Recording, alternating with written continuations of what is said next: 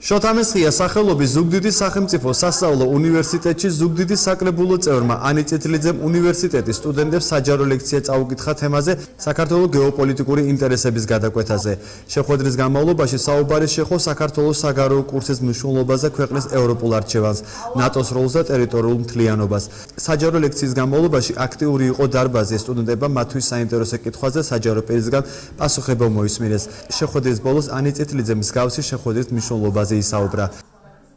სტუდენტებისთვის განსაკუთრებით მნიშვნელოვანია, იმიტომ რომ გეოპოლიტიკა ეს არ არის ის თემა, რომელიც არის სადღაც შოურს და არ შეეხება თითოეულ მათგანს. გეოპოლიტიკა არის ის, რომელმაც უნდა განსაზღვროს თითოეული მათგანის ცნობიერება და ჩემთვის განსაკუთრებულად მნიშვნელოვანი იყო დღეს ჩემ მშობლიურ უნივერსიტეტში წამეკითხა ახალგაზრდებთან ამ საკითხზე თემა, მაშინ როდესაც ჩვენ ვამბობ, რომ საქართველოს მთავარი გეზი არის ევროატლანტიკური ინტეგრაცია და ევროკავშირი, აუცილებელია სწორედ ამ ახალმა თაობამ იცოდეს მაინც რატო გვჭირდება ჩვენ ევროკავშირი, რატომ უნდა ვიყოთ ევროკავშირში და საერთოდ რა პოლიტიკური თამაშები, გეოპოლიტიკური თამაშები მიმდინარეობს საქართველოს გარშემო.